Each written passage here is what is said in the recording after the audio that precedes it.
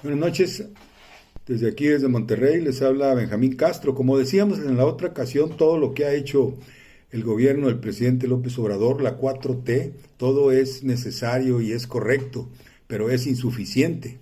Porque, por ejemplo, si bien es cierto que ha podido, digamos, en un flanqueo interno, en la parte interna del país, ha podido enfrentarse a las satrapías, ¿verdad?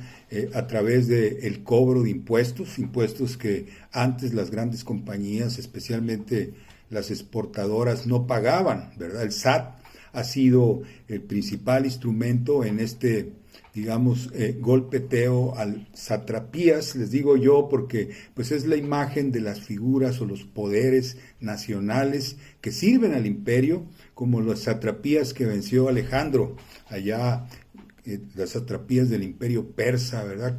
Así apareció el nombre. Entonces se lo podemos aplicar al Consejo Mexicano de Negocios, por ejemplo.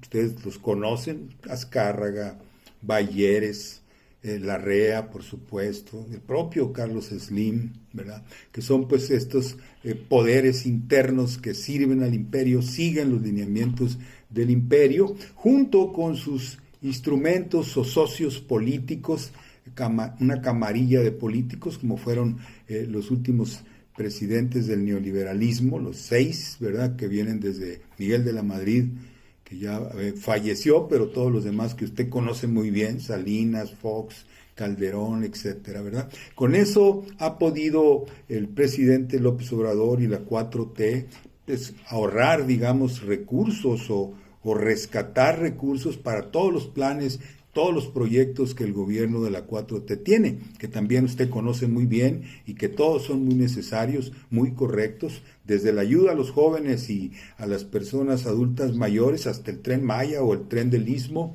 ¿verdad? Que son grandes proyectos que van a desatar un proceso de crecimiento en el país y sobre todo nos van a vincular con el boom que están teniendo los países de Asia, ¿verdad? La nueva ruta de la seda o la franja y la ruta, que son muy importantes, ¿verdad? Sin embargo, donde está el grillete mayor, el desangramiento mayor para nuestro país, y lo ha sido así por mucho tiempo, es la deuda, ¿verdad? Que es un pendiente de la 4T.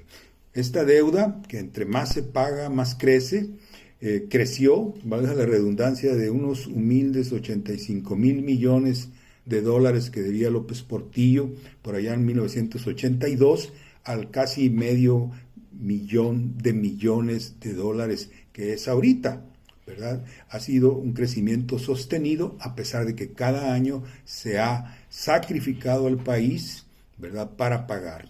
En el caso del año pasado, más de 760,000 millones se destinaron solo al pago de intereses y comisiones.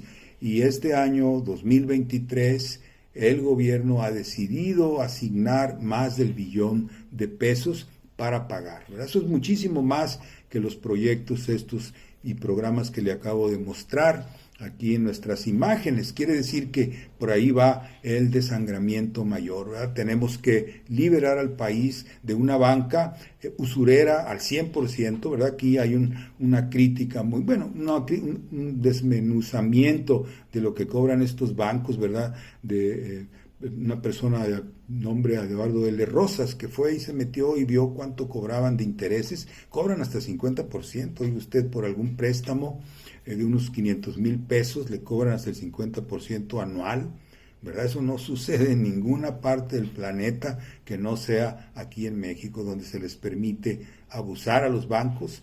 Hace unos 2 años se intentó moderarlos, ¿verdad? Tratar de decirle, hey, pues bájenle, no sean abusones, pero no. Inmediatamente movieron a la prensa, movieron a sus gentes, a sus fuerzas, ¿verdad?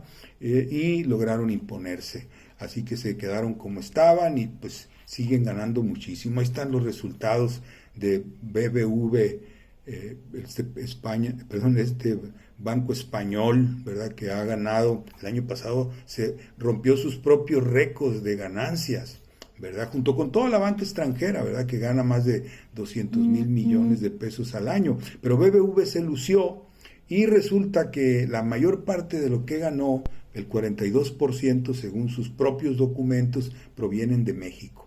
del saqueo que hacen en México vía intereses, vía comisiones, ¿verdad? Eso, desangramiento del país, son recursos que el país pierde, que no van o no se destinan a la agricultura, a la industria, a la propia infraestructura, sino que se van del país y vienen a resultar ganancias allá, ¿verdad? En los países de origen de estos bancos. Le hablo de BBV, pero es el mismo caso para HSBC y todos los Santander, Citibank, en fin, todos los que JP Morgan, ni se diga, ¿verdad? Más o menos operan de la misma manera. Aquí en México abusan, y esto de España, pues es como la reconquista de España, ¿verdad? Vinieron a saquear libremente y se les ha permitido hasta ahorita, y eso impide al país levantarse, por ejemplo, iniciar un proceso de industrialización, que es el proyecto verdadero, pues, de la Constitución de 1917. De eso se trata, para poder dejar el atraso, para poder dejar el subdesarrollo, para poder dejar el estatus colonial que hemos tenido desde la conquista española aquí en nuestro país. Pues necesitamos industrializarnos, no hay otra vía. Pronto vamos a discutir ese punto, pero no hay otra vía, ¿verdad? Toda Europa pasó por ese proceso, tardaron mucho tiempo. Estados Unidos también se tardó menos, y ahora China lo está haciendo en menos de 50 años. Por eso hay que mirar hacia China, ¿verdad?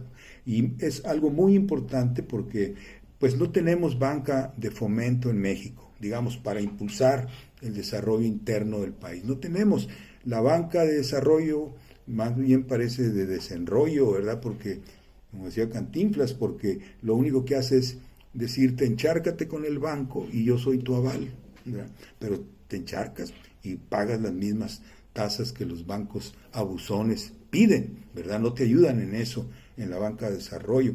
Está la esperanza del Banco de Bienestar, que como va a procesar, ¿verdad?, los fondos de los pagos de la mayoría de los empleados federales o de todos los empleados federales, pues pudiera servir como un banco también, pues, de ahorro y préstamo, ¿verdad? Y también un banco para el fomento de la industria. Ojalá que así fuera. Pero el experimento de China es muy interesante, y le recomiendo este libro de James Stent, que se llama así, pues, sobre la banca, lo que no se ha dicho de la banca china, cómo le hicieron ellos, porque en los 90 sus bancos quebraron, igual que todos los tigres asiáticos, ¿verdad? Igual que Malasia, igual que Singapur, igual que todos los de por allá. Y ellos pues aprendieron la lección. Y, ¿saben lo que hicieron? Regresaron al método que se había utilizado en Occidente, especialmente en Estados Unidos, antes de las reformas de 1971, cuando eliminaron el sistema de Bretton Woods. Es decir, la banca servía al desarrollo, al impulso de la industria. El banquero checaba el negocio que ibas a levantar, te ayudaba, se metían, porque esa era su función, ¿verdad? A partir del 71, la banca se volvió algo aparte, especulativo. Yo gano aquí lo que yo quiera, como yo pueda, ¿verdad? Para pagarle a mis accionistas, y esa es mi chamba. ¿Cómo lo voy a hacer? No sé, pero lo hago. Y saco esas ganancias enormes, ¿verdad? Para que mi banco se cotice fuerte en la bolsa de valores y en otros mercados o instancias financieras, ¿verdad? Entonces, los chinos dijeron, está bien, como dice Xi Jinping, ¿verdad? Hay la mano invisible del mercado. Bueno, pues nosotros vamos a poner la mano bien visible del gobierno, ¿verdad? Y si van a entrar aquí, van a ganar, van a tener ganancias sus accionistas, pero van a trabajar para los proyectos de desarrollo que la nación requiere. Los proyectos de desarrollo, dentro de los cuales la banca es uno de los instrumentos, una de las herramientas. Así que vénganse. Claro que sí, pero vamos por carreteras, vamos por puertos, vamos por infraestructura mayor, industria pesada, etcétera. No la industria o la banca individual, que le llaman ellos, ¿verdad? La de andar metiendo una lanita aquí y otra por allá, ver dónde sube y dónde baja, qué se cotiza más alto, vender en corto, soltar las acciones y luego volverlas a comprar. Ese mundo no. Vénganse a jalar, ¿verdad? Entonces, la banca china es sin duda un buen ejemplo para lo que podamos hacer aquí en México después de 1924. El presidente López Obrador va a dejar terminada su obra, o al menos la mayor parte, y luego seguirá otro jefe de Estado o otra jefa de Estado, no sabemos, pero esas son las cosas que tiene pendientes la 4T: deuda y una banca que sirva al desarrollo y no al saqueo. Gracias, les saluda Benjamín Castro desde Monterrey.